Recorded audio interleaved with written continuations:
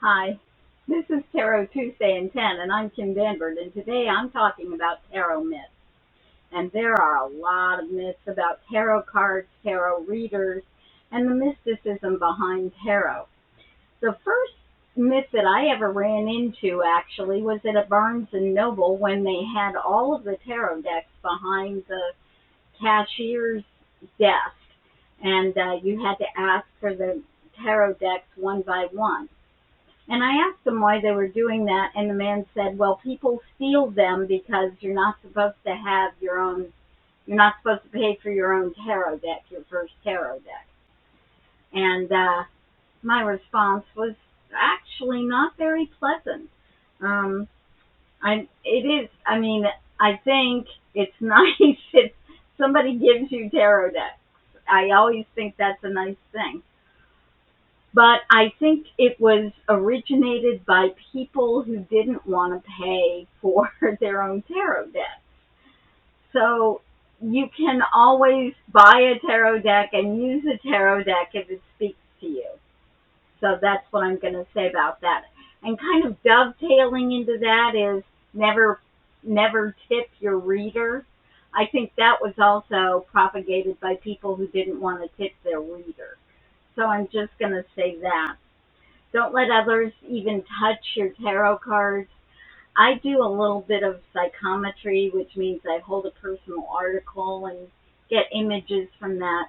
I find that other people shuffling or cutting the deck will imbue my deck with their sensibilities and the things that they're interested in.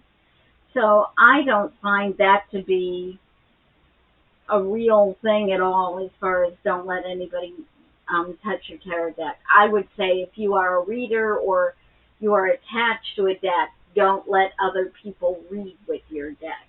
That's kind of how I would go about that. Tarot cards are magical. Well, are they magical? I don't think so. I think readers are magical. I think these things are pasteboard and plastic. And so I tend not to anthropomorphize my deck, so I would say that. Tarot cards are evil. Oh no, they're not evil. That is so horrific. Well, actually, they're not any more evil than your cell phone or your laptop or your automobile. And if you check in the Bible, if you actually read the Bible yourself and don't believe what other people tell you is in the Bible, you will find that cell phones are not in the Bible either, and neither are laptops or automobiles. And I think it's a pretty good bet that most people that are condemning tarot cards have used one of these. And you can use your cell phone to download porn. I've heard of people doing it.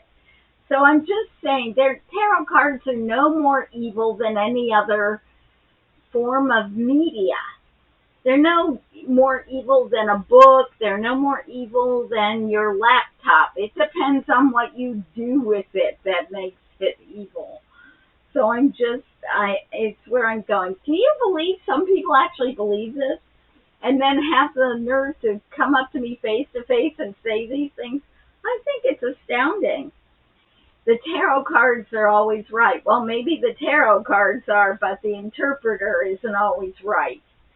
So I'm just going to say, a lot of the people that I find that read tarot cards that are very effective are in the high 80 and 90 percentile of being correct as far as their predictions. That's not 100%. I think that there are few entities that are 100%. So also somebody came up to me and said that she had learned that the tarot cards had originated in Egypt. And we do love that mythos of the mysterious origins of tarot. But the truth of the matter is, tarot is from an Italian game called Tarocchi, which was presented to the court, um, the Italian court in the 1400s. It's very well documented. And it started with the major arcana cards.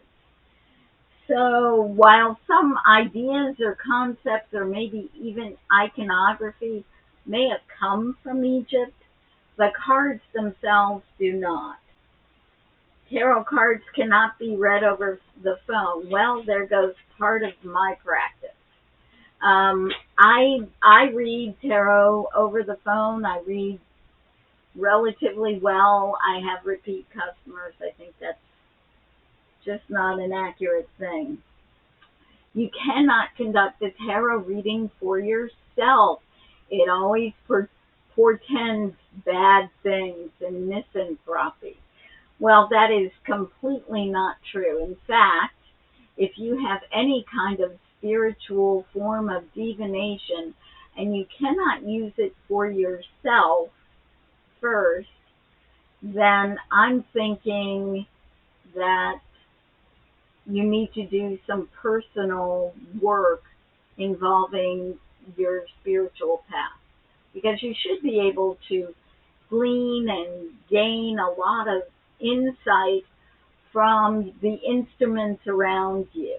You know, sometimes I come in here and my crystal ball is talking to me and saying things. Sometimes my tarot cards tell me things. It's just a matter of time. You know, at some point, one of my forms of divination is going to give me a message. And they'll do that for you too if you're open to it. Your tarot cards must be wrapped in silk. Boy, was that an expensive lesson. I read this in a book that you needed to wrap your cards in silk to keep them from having any outside energies in them. And I bought a lot of magician silks. They were very expensive. I still have some of them. Many of them have holes in them. I'm just saying, whatever you find that works well to keep your tarot cards clean and safe and full of your energy, that's what you do. You put them in a wooden box, or you can put them in a pouch. You can put them in cotton. Could I, in a box? Could I with a box? Of course I would. So whatever is best for you, that's what you're going to do. Tarot cards are the work of the devil. Well, okay. Do we want to have this conversation? I think we do. And the reason I want to have this conversation is I defy anybody to find a passage in the Bible, King James or otherwise, that says that tarot cards specifically are the work of the devil. There are some admonitions against certain forms of divination. One of those forms of divination that is talked about in the Old Testament is a form of divination where the population would choose a child and have the child run across hot coals to find out how the crop was going to be. And I think we can all agree that abuse of children is a bad thing. I think that's a universal thing. But I just want to say there's 76 different allusions to only the casting of lots in the Bible. 2 of them are admonitions against it, and those 2 have to do with anything parting you from God. So it's this, so that, parting you from God.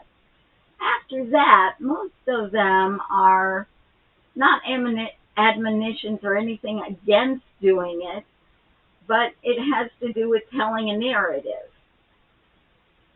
And one of them has to do with the Roman centurions at the foot of the cross, and they're trying to get Jesus' clothes. Not a lot of fun, but not necessarily an admonition against casting lots. So are they the work of the devil? No, I don't think they're the work of the devil. Is your cell phone the work of the devil? I don't think it is. I don't think you think it is if you're carrying one around. So I'm just going to say, sometimes what people are saying is, that is a myth, or maybe they really believe in it, and that's okay. God bless them. But if they're just repeating something someone else told them, then that is not inspiration. That is not the breath of God. Until next time, this is Kim Danbert, and this is Tarot Tuesday in 10.